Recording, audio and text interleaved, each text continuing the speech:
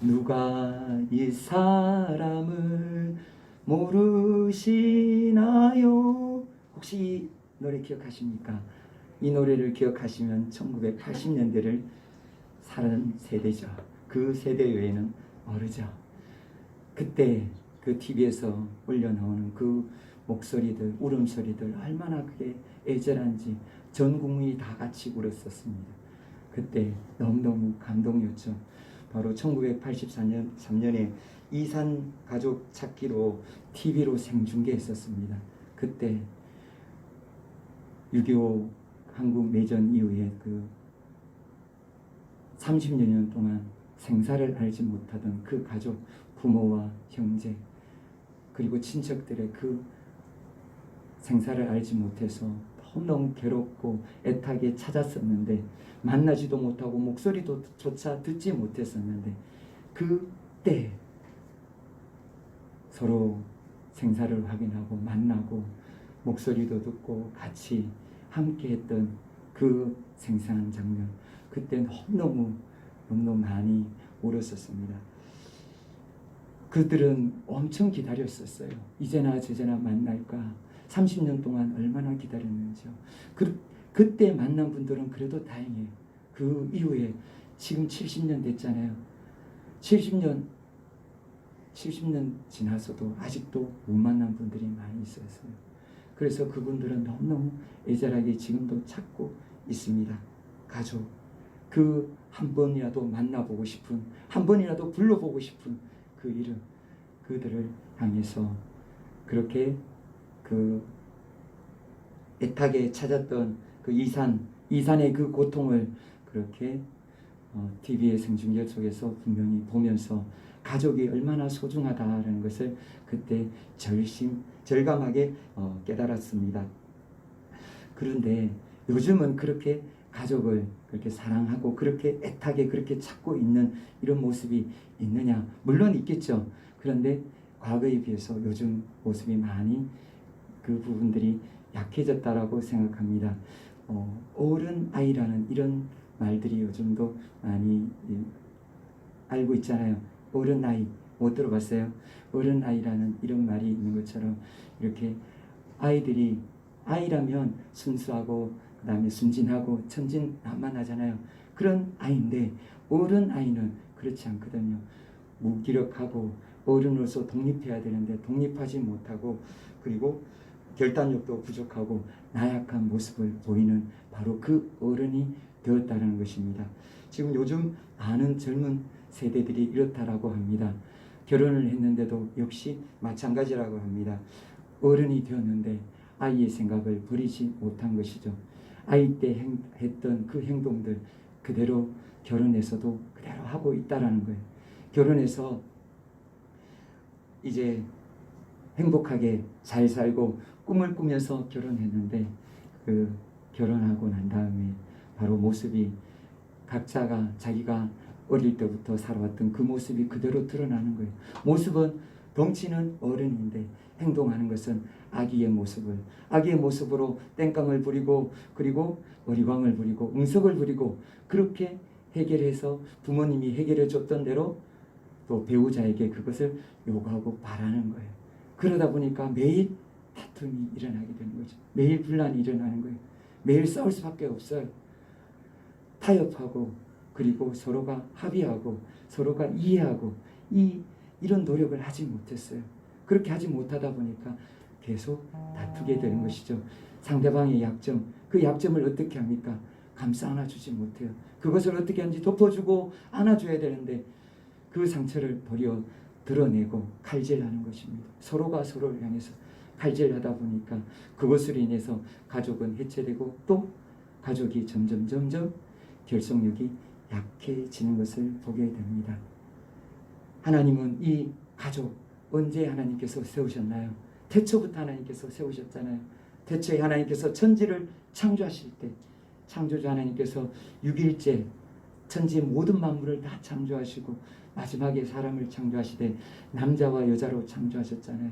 그리고 그 남자 여자가 한 가정을 이루고 한 가족을 이루어서 그렇게 살도록 하나님께서 우리에게 그렇게 은혜를 베풀어 주셨잖아요. 그 가족이 오늘날은 점점점 약해지는데, 오늘 본문에 예수님께서는 이 가정이 해체되는 수준의 핵폭탄을 빵 터뜨리세요. 이 가정이 아니라고 예수님이 말씀하고 계시는 거예요. 가족이 아니라는 거예요. 더 이상 가족이 아니라고 예수님이 말씀하시는데, 이 뜻이 무엇인가요? 예수님께서 하시는 말씀, 예수님께서 가족을 향해서 이제 예수님께서 하늘 문을 여셨잖아요. 천국 문을 여시고 새 시대에 맞는 가족이 어떤 가족인가를 우리에게 제시하시는 것입니다. 오늘 예수님의 말씀을 통해서 가족에 대해서 우리가 분명히 하나님께서 말씀하시는 가족이 어떤 가족인지 우리가 다 같이 깨닫는 은혜의 시간이 되기를 원합니다. 그 배경이 되는 31절 32절 말씀을 우리 다 같이 받으시겠습니다. 누구든지 하나님의 뜻 아니죠. 그때죠. 네. 앞에 자막. 네. 그때 예수의 어머니와 동생들이 와서 밖에 서서 사람들을 보내어 예수를 부르니, 우리가 예수를 둘러 앉았다가 여짜오되 보소서 당신의 어머니와 동생들과 너희들이 밖에서 찾나이다. 아멘. 예수님의 모친과 동생들이 예수님을 잡으러 왔어요. 왜 잡으러 왔죠? 우리 지난 시간에 보았지만 예수님이 미쳤다라는 거예요. 귀신이 들렸다는 거예요. 예수님이 귀신의 왕 바알세불이 들려서 예수님이 미쳐서 지금 헛짓거리를 하고 있다라고, 예수님 당장 잡아가야 된다라고 서기관들이 충동했잖아요. 그러니까 이 이야기를 들은 예수님의 모친은 어떻게 됐어요? 가슴이 철렁하잖아요. 서기관들, 당대의 율법학자들이 그렇게 당대의 최고의 랍비 중에 랍비가 그렇게 이야기하니까 어떻게 해요? 너무너무 가슴이 떨리잖아요. 그 말이 진실인 줄 알고 예수님을 잡으러 오는 것이죠. 이 예수님의 모친 마리아는 그 걱정이 이만저만이 아니었는데, 경상도의 그 어떤 할머니가 기도한 이 내용이, 그 기도문을 봐도 자녀들에 대한 그 부모님의 그 기도가, 그 애절함이 얼마나 큰지 알 수가 있습니다. 하나님 아버지, 얼마나 골물이 느껴. 저는 자식이 하나인데도 이렇게 속이 썩는데 그 많은 자식들 때문에 얼마나 골물이 느껴. 이 골물이 느껴라는 것은 골치가 아프다는 사투리예요. 경상도 사투리. 그렇게 자식들로 인해서, 한 명밖에 없는 이 자식으로 인해서 이 할머니가 얼마나 지금 힘들게 애절하게 하나님 앞에 이렇게 기도하고 있는데, 하나님은 이 수많은 하나님의 자녀를 지금 양육할 때 얼마나 마음이 아프신가요? 하나님, 그렇게 하나님 골치 아프시겠느냐고 그렇게 기도하는 것입니다. 마리아 얼마나 마음이 아팠겠어요. 예수님이 미쳤다고 하는데, 예수님이 어떤 예수님인지 알잖아요. 천사가 나타나서 이야기해 줬잖아요. 그런데 예수님이 미쳤다니요. 이 마리아는 가슴이 너무너무 아파서, 그래서 이제 동생들을 데리고, 이제 예수님의 동생들을 데리고 예수님을 찾으러 갔습니다. 가족이라서 예수님의 동생들이 어떻게 하나요? 같이 찾으러 가죠. 같이 찾으러 가서 이제 예수님을 막으려고 그렇게 갑니다. 가서 이제 갔는데 집 안에 들어가질 못했어요. 오늘 말씀해 보니까 예수님과 예수님의 동생들, 누이들, 여동생들까지 다 출동해서 어디에서 있었느냐? 집 밖에 있었어요. 예수님께서 왜 집 밖에 있었느냐? 거기에는 사람들이 많이 밀려 들어와서 사람들이 가득 차 있었어요. 그래서 못 들어갔어요. 그런데 또 다른 이유가 있었어요. 그것이 무엇일까요? 왜 예수님의 모친 마리아와 예수님의 동생들은 예수님께 가지 못했을까요? 예수님의 사역을 이해하지 못했기 때문에. 예수님의 사역을 이해하지 못하다 보니까 그 사역을 이해하지 못한 그들은 천국 문을 여시고 진리를 가르쳐 주시는데도 불구하고 예수님이 말씀하신 그 진리의 세계로 들어가지 못하고 하나님 나라 밖에 서 있었는 거예요. 그저 예수님을 육신의 친형으로만 알고 그렇게 예수님께 다가왔던 것이죠. 그런데 막상 들어가 보려고 그러니까 용기가 나지 않았던 것입니다. 그래서 예수님께 가지 못한 것이죠. 예수님의 친형이, 예수님의 가족이라도, 예수님의 동생이라도, 예수님이 아무리 가까이 있었다고 하더라도 예수님께 다가가지 않으면 예수님을 알지 못하는 것입니다. 진리의 세계 알지 못해요. 우리가 성경을 들고 있다고 해서 성경 속에 있는 진리를 아느냐? 몰라요. 성경 속으로 들어가야 우리가 성경의 진리를 아는 것이고 하나님의 뜻을 알지, 하나님의 뜻을 성경만 가지고 있고 예배만 드리고 있다 해서 내가 하나님을 안다? 전혀 모르는 거예요. 예수님의 동생들이 예수님을 몰랐던 거예요. 예수님을 모르니까 오해하니까 이제 서기관들이 이야기하는 그 귀신이 들렸다고 하니까 그 말에 노발대발하고 분노하고 이제 동생들이 예수님을 잡으러 왔던 것이었죠. 그때 그 안에 들어가지 못하니까 사람들을 통해서 예수님 가족이 왔으니까, 어머니가 왔으니까 예수님 나오시라고, 형 나오라고 그렇게 이야기를 했던 것이죠. 그래서 그 이야기를 무리들이 전달해서 들었겠죠. 이제 예수님이 그 이야기를 듣고 33절에서 35절에 이렇게 말씀하시죠. 대답하시되 누가 내 어머니며 동생들이냐 하시고 둘러앉은 자들을 보시며 이르시되 내 어머니와 내 동생들을 보라. 누구든지 하나님의 뜻대로 행하는 자가 내 형제요 자매요 어머니이니라. 아멘. 예수님의 동생과 예수님의 모친 마리아는 이 말씀을 듣고 놀라 자빠져 버렸어요. 누가 내 어머니고 누가 내 동생들이냐는 거예요. 예수님의 어머니가 누구예요? 마리아잖아요. 예수님의 동생들은 여긴 누구예요? 야고보와 유다와 그 동생들이 있잖아요. 그리고 여동생들이 같이 왔잖아요. 그런데 예수님이 누구라 그런 거예요? 저들이 내 동생들이란 내 가족이다 그랬어요? 아니라 그런 거예요. 누가 내 어머니고 내 동생들이냐? 저들이 내 가족이 아니라는 거예요. 이 이야기를 들은 동생들이 어땠을까요? 그 심정이 꽝 하지 않았을까요? 그제까지 어릴 때 같이 30세 예수님이 공생이 시작하기 전까지는 예수님이 가정의 생계를 책임졌잖아요. 그렇게 해서 열심히 가족을 돌보고 그렇게 형으로서 마지로서 그 노릇을 다하고 동생들을 잘 건사했잖아요. 도와줬잖아요. 함께 했잖아요. 그런데 그것도 모른 체 하지 않고 내 가족이 아니라고 형이 의절했다니 하면서 이 동생들이 발끈해버린 거예요. 이때 발끈하고 이 동생들은 어떻게 해요? 그래 좋아, 그러면 나도 형하고 의절, 형과 관계를 단절해버려요. 형 만나러 가지 않겠다라고.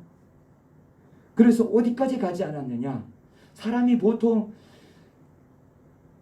죽음에 이르면 사람들이 그 마지막 모습을 보려고 달려가잖아요. 마지막에 병들어 있는 병원 찾아가잖아요. 이제까지 그 원한이 있고 그런 쌓인 것들이 있다 하더라도 죽음 앞에서 마지막에 그 모습을 보려고 가잖아요. 그런데 이들은 가지 않았어요. 십자가 앞에 나아가지도 않았어요. 예수님이 골고다 언덕에서 십자가에서 죽으신다는 게 예루살렘에는 소문이 다 났잖아요. 그런데도 그 자리에 있었던 야고보, 그 자리에 있었던 예루살렘에 있었던 유다와 그 형제들은 그 자리에 가지 않았어요. 왜요? 이 자리에서 이렇게 나는 모른다라고, 나는 나의 가족이 아니라라고 예수님이 한 이 말씀에 너무너무 충격을 받았던 거예요.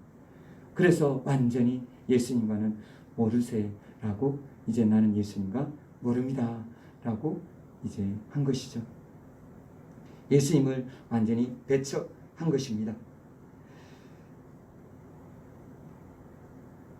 그런데 예수님은 왜 이 동생들, 그리고 예수님의 모친 마리아가 왔는데 예수님의 동생과 예수님의 모친이 내 가족이 아니라고 했을까요? 혈연으로 맺어지는 가족이 맞잖아요. 하나님이 창조 때 하나님께서 정하신 법칙이잖아요. 하나님께서 정하신 법칙대로 그렇게 예수님의 모친이고 그리고 예수님의 동생들이 맞는데 왜 예수님은 아니라고 하시고, 그리고 예수님은 그 아니라고만 하신 것이 아니라 예수님의 가족이 누구라고 예수님께서는 말씀하셨죠. 여기에 있는 바로 둘러에 있는 이자들이라고 그렇게 말씀해 주셨어요. 예수님은 육체로 혈연으로 그 맺어진 가족이 더 이상 가족이 아니라라고 말씀하신 거예요. 왜 예수님이 이렇게 말씀하셨느냐? 예수님은 이 땅의 가족이 영원하지 않기 때문에. 이 땅의 가족이 영원합니까? 영원하지 않잖아요. 이 땅의 가족은 언제든지 끊어져요. 언제요? 죽으면 끝나는 거예요. 죽으면 사후세계가 있지 않나요? 그 다음 세계에 영원히 같이 살 수 있지 않나요? 맞아요. 사후세계는 있어요. 그런데 사후세계는 주님이 말씀하셨죠. 심판이 있다라고요. 하나님은 분명히 심판하신다라고요. 심판하시면 하나님은 죄를 지은 사람들은 어디 들어간다는데요? 불지옥에 들어간다고 분명히 말씀하셨어요. 모두가 다 불지옥에 떨어진다라고요. 그 불지옥에 들어가는데 우리 교도소에 들어가는 것을 한번 생각해 보세요. 우리 교도소 들어가면 가족들 위해서 가족방이 있나요? 가족방을 특별방 만들어주나요? 아무도 안 만들어주잖아요. 그런데 불지옥에서 가족방이 만들어질까요? 절대로 만들어지지 않죠. 그 불지옥에서 영원히 고통받고 영원히 벌받는 그곳에서 가족이 있을 수 있을까요? 거기서 가족을 만날 수 있을까요? 못 만나요. 영원히 고통받고 영원히 불탈 그 고통밖에 없는 거예요. 그곳에서 살아야 되는 거예요. 그곳에서 그렇게 고통받는 것을 주님이 너무너무 안타까워서 예수님이 이 땅에 내려오셨잖아요. 그 고통 끊으려고요. 그 고통에서 구해내려고요. 거기서 살고 영원히 벌받아야 되는 사람들을 향해서 그 사람들을 건져내시려고, 그 불고덩이에서 건져내시려고 예수님은 하늘보좌까지 부르셨잖아요. 하늘보좌 부르시고 이 땅에 인간이 되셔서 사람이 되셨잖아요. 창조주가 피조물이 되셨잖아요. 창조주께서 피조물이 되셔서 이 땅에 오셔서 우리를 살리시려고, 사람들을 살리시려고, 구원하시려고 이 땅에 오셔서 십자가에서 죽어주셨잖아요. 그렇게 예수님께서는 이 땅에 이 지옥 가는 그 불지옥에 들어가는 그 사람들이 이 땅의 가족이 여기서 이 땅에서 끝나고 영원하지 않다는 것을 아시고 예수님은 그들에게 이제 어떤 가족을 준비해야 되느냐, 그것을 말씀해 주신 거예요. 바로 천국을 말씀해 주신 거예요. 천국에 대해서 가르쳐 주신 거예요. 이 땅의 가족이 영원하지 않기에 이 땅의 가족에서 머물러 있으면 안 되는 것을 말씀해 주신 거죠.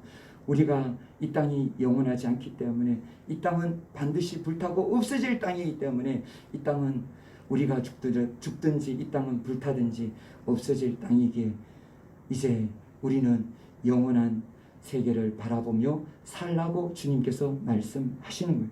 그러면 그때 천국에 들어가면 어떻느냐? 천국은 자유예요. 천국엔 가족이 없다고 말씀하셨죠. 천사도 없고 다 동등하다고 그랬죠. 그러면 그 자리에서는 가족들이 만날 수 없을까요? 만날 수 있죠. 자유인데요. 평안이고 기쁨이고 행복을 누릴 수 있는 곳이 천국인데요.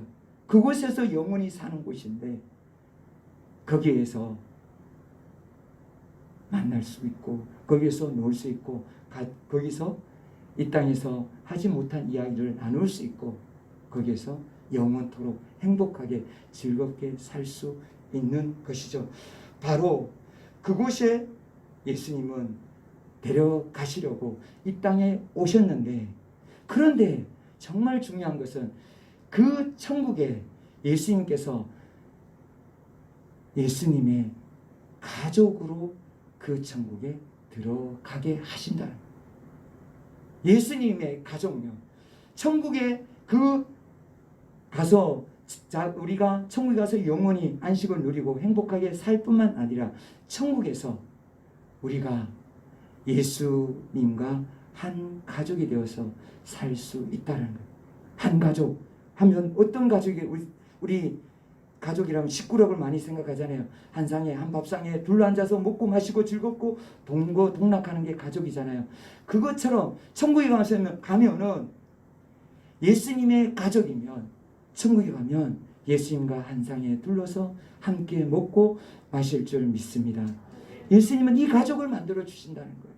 이 가족을 만들어 줘서 영원히 행복하게 지금 이 땅에서 이 가족들과 또 천국에서도 영원히 가족처럼 지낼 수 있을 뿐만 아니라 주님의 가족이 되어서 영원히 행복하게 살 수 있는 길을 열어주셨던 것입니다. 그래서 주님은 그 동생들에게 이 땅에 혈연에 맺어진 그 동생들에게 모친에게 더 이상 내 가족이 아니라라고 말씀하신 거죠. 천국을 준비하라고요. 새 시대가 왔다는 것을 알려주신 것이죠. 이제 그 옛시대 바로 땅의 시대는 끝이 났고 천국의 시대가 열렸다는 것을 말씀해 주시는 것입니다. 천국의 유업을 받을 자로서 그렇게 천국에서 왕노릇하면서 천국의 예수님의 가족이 되라고 주님은 말씀해 주시는 것입니다. 그렇게 말씀해 주셨는데 주님은 35절의 말씀 보면 이 천국에 들어가려면 예수님의 가족이 되려면 꼭 해야 될 게 있다라고 말씀하세요. 어떤 것을 해야 되느냐? 하나님의 뜻대로 행하는 자가 되어야 된다는 거예요. 아무나 예수님의 가족이 되지 못한다는 거예요. 아무나 예수님의 형제가 되지 못한다는 거예요. 예수님의 동생 되기를 원하십니까? 별로 아직까지 내키지 않으세요? 예수님의 동생 너무 부담되세요? 예수님의 동생으로 예수님은 부르기를 원하십니다. 안 믿겨지시죠? 예수님이 그렇게 말씀하시는 거예요. 예수님이 부활하신 이후에 제자들에게 어떻게 불러요? 형제라 그러는 거예요. 마르다에게 말했잖아요. 마르다에게, 막달라 그 마리아에게, 마르다가 아니고 막달라 마리아에게 말했잖아요. 내 형제들에게 가서 이야기하라고요. 내가 부활한 거. 그리고 갈릴리로 가라고 이야기했잖아요. 예수님은 제자들에게 제자라고 얘기하지 않고 형제라고 그렇게 했잖아요. 내 형제요. 내 동생처럼 예수님은 그렇게 여기시는 거죠. 예수님이 말씀하셨잖아요. 하나님 앞에서 우리는 하나님의 누구라고요? 양자라고요. 예수님 믿는 사람은 양자라고 말씀해 주셨잖아요. 그렇게 예수님은 가족으로 예수님은 그렇게 부르시기를 원하시고 우리가 예수님의 가족이 되기를 원하십니다. 그런데 예수님이 말씀하신 대로 이 누구든지 하나님의 뜻대로 행하지 아니하면 아무도 예수님의 가족이 되지 못해요. 하나님의 뜻대로 행해야 돼요. 그러면 여기서 하나님의 뜻이 무엇일까요? 어떻게 해야 예수님의 동생이 되고 예수님의 형제가 될 수 있을까요?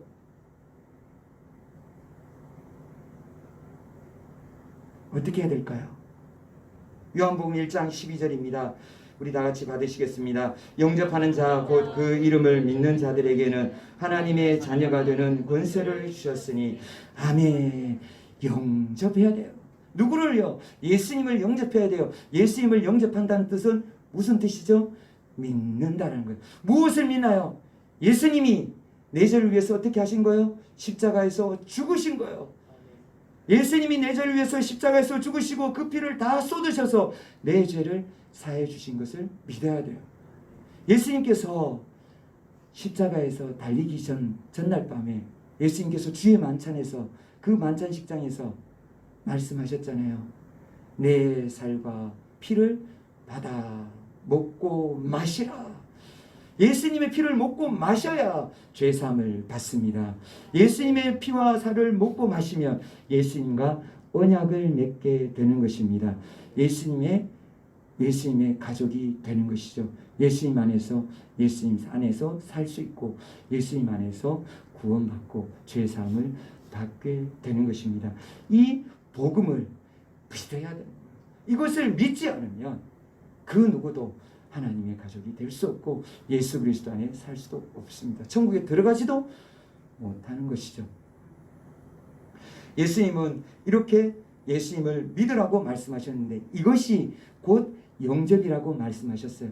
이 믿는다는 것을 우리가 너무 쉽게 생각해서 그냥 예수님이 십자가에서 나를 위해서 죽으시고 부활하신 것을 내가 믿습니다. 이 표현은 다르게 말씀하면 영접이라는 건데 예수님을 나의 주님으로 나의 구세주로 모셔드리는 거예요. 믿는다는 것은 모셔드리는 거예요. 예수님을 마음속에 모셔드리셨습니까? 예수님을 나의 구주와 나의 구세주 주님으로 모셔드리셨어요? 예수님이 내 마음의 보좌에 앉아 계시나요?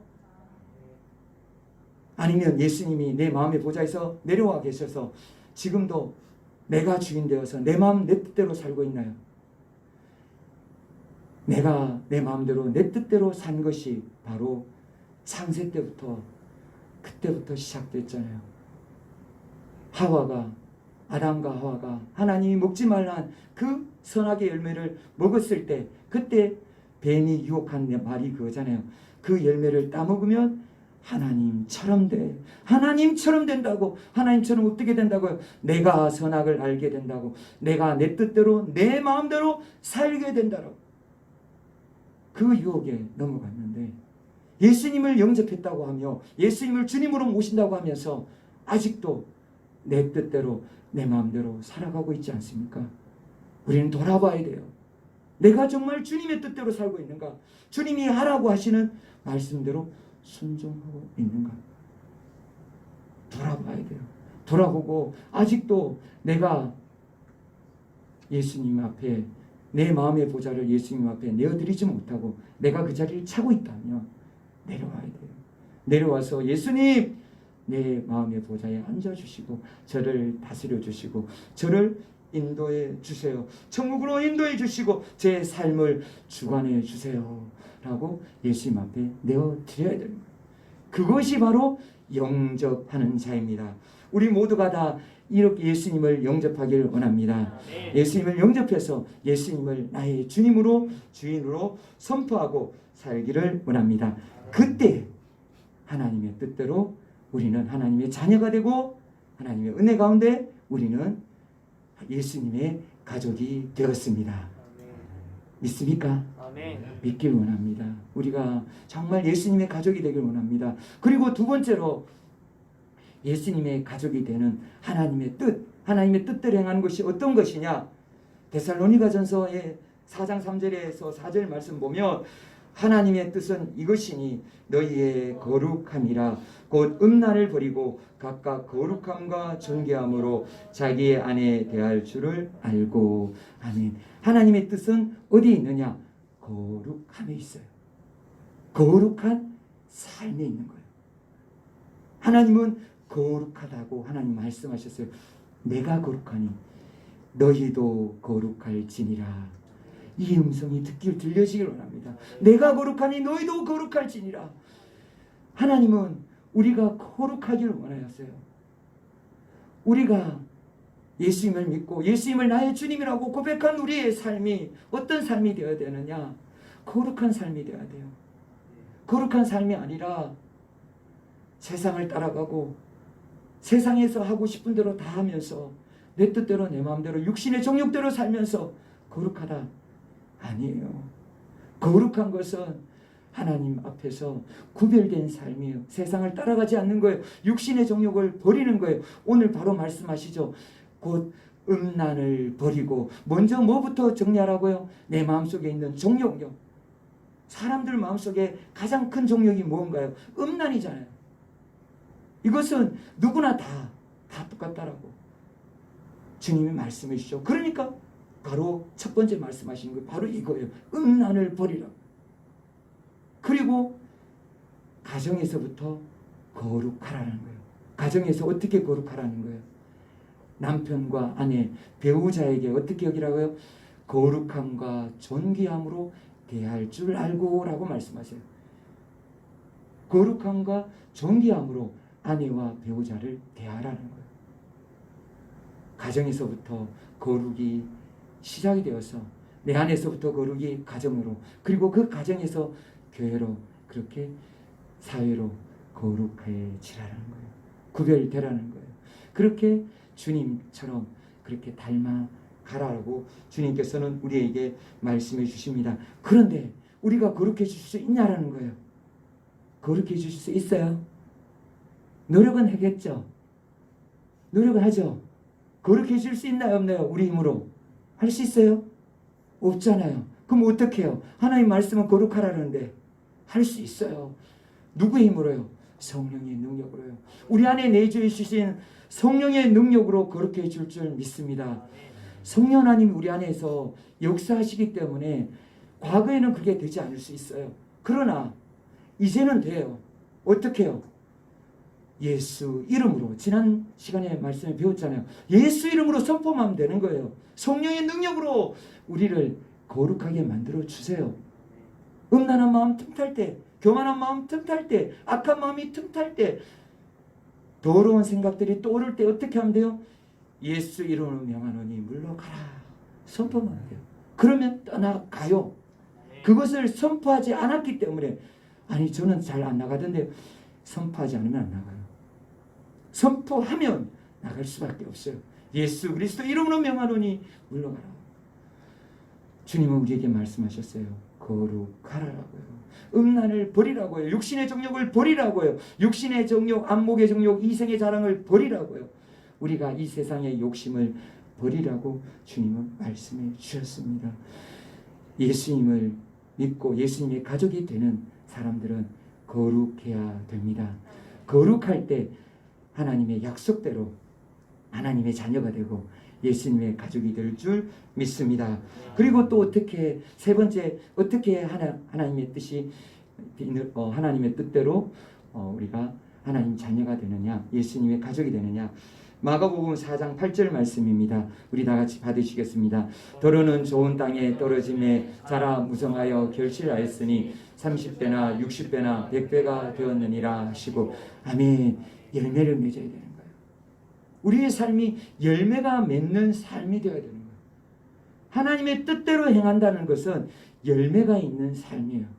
열매 없는 삶은 침례 요한이 이야기했죠. 도끼가 나무 뿌리에 놓였으니 열매 맺지 않는 나무마다 찍혀 불에 던져지리라. 열매 없는 나무는 어쩔 수 없어요. 요한복음의 15장에 예수님께서도 그때도 말씀하셨잖아요. 열매를 말씀하셨잖아요. 열매가 맺지 않으면 우리는 예수님의 가족 아니에요. 예수님의 가족이 될 수가 없는 거예요. 하나님의 가족이 되고 예수님의 가족이 되려면 열매를 맺어야 돼요. 그 열매, 그러면 어떤 열매를 맺습니까? 사과를 맺습니까? 우리가 사과 만들 수는 없잖아요. 만들 수 있나요? 무엇을 만듭니까? 우리가 무슨 열매를 만들까요? 성령의 9가지 열매를 주님 말씀해 주셨잖아요. 성령의 열매 내 안에 맺혀야 돼요. 우리 갈라디아서 우리 5장 22절 23절 말씀을 받으시겠습니다. 오직 성령의 열매는 사랑과 희락과 화평과 오래 참음과 자비와 양성과 충성과 온유와 절제니 이 같은 것을 금지할 법이 없느니라. 아멘. 이 열매가 맺혀지고 있습니까? 사랑의 이것은 통합 한 열매라도 그렇게 보기도 해요. 사랑이고 희락이고 이것이 같이 복합적으로 같이 나타나는 걸로 그렇게 보기도 하는데, 부분적으로 나누면 우리 안에 사랑이 자라고 있습니까? 열매를 맺고 있습니까? 우리 안에 기쁨이, 희락이란 건 기쁨이잖아요. 기쁨이 우리 안에 있어요. 우리 안에 기쁨이 넘치나요? 늘 가만히 눈만 감으면 기쁘나요? 슬프나요? 괴롭나요? 돌아봐야 돼요. 우리 안에 예수님이 계시고 우리가 하나님의 자녀라면, 우리가 예수님의 가족이라면 우리 안에 무엇이 있다고요? 기쁨이 있어요. 감사가 있어요. 우리 안에 주체할 수 없는 그 기쁨이, 즐거움이 넘쳐 오르는 거예요. 그것이 넘쳐 흐르지 않다면 우리 안에 무슨 일이 있나요? 병이 드는 거예요. 우리는 병든 과일은 우리가 먹을 수 있나요? 못 먹어요. 열매를 제대로 못 맺어요. 우리가 열매를 제대로 맺어야 돼요. 기쁨이 넘쳐야 돼요. 우리 삶 속에 기쁨이 있고 우리 속에 화평, 평안이 있어야 돼요. 우리 안에 평안해야 되는 거예요. 내 영혼 평안해. 내 영혼 평안해. 내 영혼 평안해. 그렇게 평안해야 되는 거예요. 그리고 인내, 내 오래 참는 마음, 참을성이 길러져야 되는 거예요. 그리고 또 자비로움, 불쌍히 여기는 마음이 생겨야 되는 거예요. 불쌍히 여기고 긍휼의 마음이 생겨야 되고, 그리고 그 선한 행실을, 선한 행동을 해야 되는 거예요. 또한 하나님의 복음과 하나님의 나라를 위하여 충성해야 되는 거예요. 그리고 온유라는 것은 겸손이잖아요. 하나님과 사람 앞에 겸손해야 돼요. 그리고 절제할 수도 있어야 되는 거예요. 끊을 수 있어야 되는 거예요. 이렇게 성령의 9가지 열매를 우리가 맺어야 돼요. 우리가 이렇게 맺기를 몸부림치지만 우리가 잘 맺지 못하잖아요. 그래서 주님은 우리에게 어떤 말씀을 주셨나요? 항상 기뻐라, 쉬지 말고 기도하라라고 말씀하셨어요.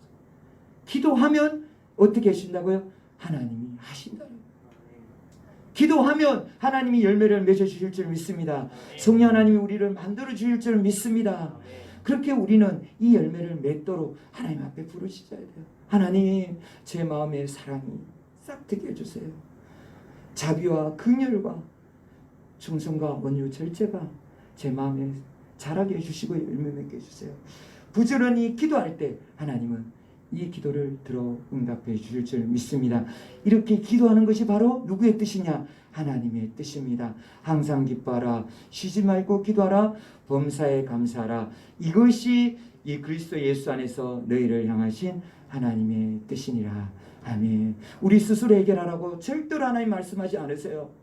하나님은 우리가 하나님 안에서 성령 하나님의 능력으로 우리가 하나님 안에서 우리 모든 것을 이루기를 원하시는 거예요. 우리는 어떻게 하면 돼요? 기도하고 결단하고 우리가 우리 마음을 먹고 그렇게 행동하고 선포할 때 성령 하나님이 우리 안에서 역사하실 줄 믿습니다. 우리 안에서 열매를 만들어 주실 줄 믿습니다. 그 열매가 풍성하길 원합니다. 그때 우리는 하나님의 자녀가 되고 예수님의 가족이 된 것입니다. 주님은 이렇게 우리에게 하나님의 가족이 되고 예수님의 가족이 되는 그 방법들을 성경에 통해서 말씀해 주셨습니다. 이제 우리는 어떻게 해야 되나요? 이렇게 우리는 믿음의 고백으로 다 우리 중에서는 다 예수 그리스도를 나의 주 나의 하나님으로 고백하고 있잖아요. 아니신가요? 나의 주 나의 하나님으로 고백하고 계시죠? 우리 모두 다 주님을 완전히 나의 주님으로 고백하고 나의 보좌에서 내려오길 원합니다. 내가 앉아있는 그 자리에서 빨리 내려오시고 그리고 내 삶을 거룩한 삶으로 바꿔야 되는 것입니다. 내 가정이 우리 가정이 거룩한 가정이 되어야 됩니다. 그리고 또 우리 안에서 성령의 열매로 가득해야 됩니다. 주님이 이것을 기대하시며 이렇게 되기를 원하십니다. 이렇게 되었을 때 주님은 우리에게 무슨 말씀을 하시느냐?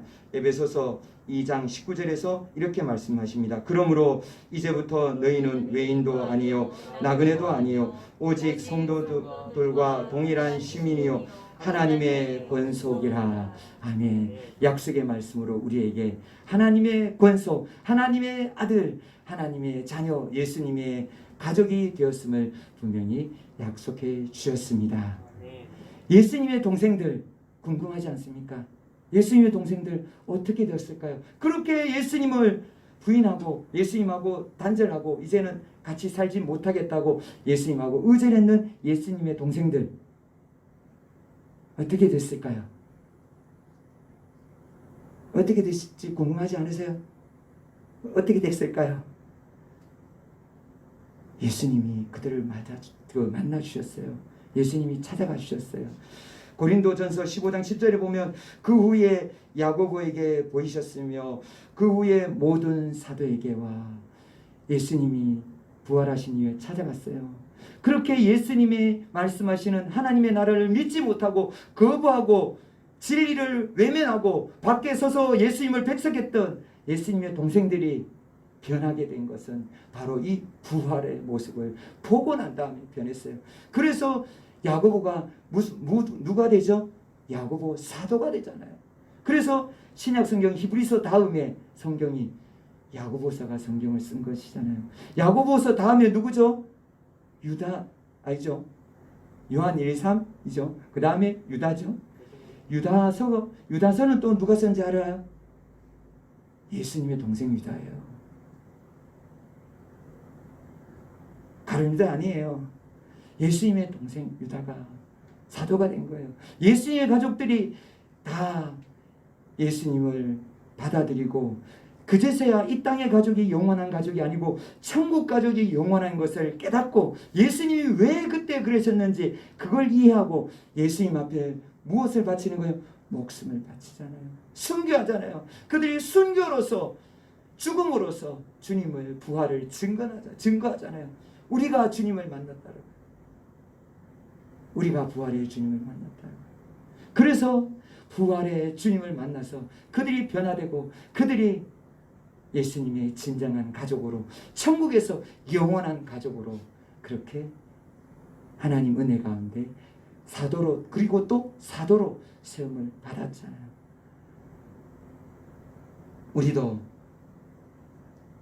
우리도 주님 은혜 가운데 예수님의 가족이 되어야 됩니다. 예수님의 가족, 예수님이 말씀하신 대로 예수님이 원하시는 하나님의 뜻대로 행하기를 원합니다.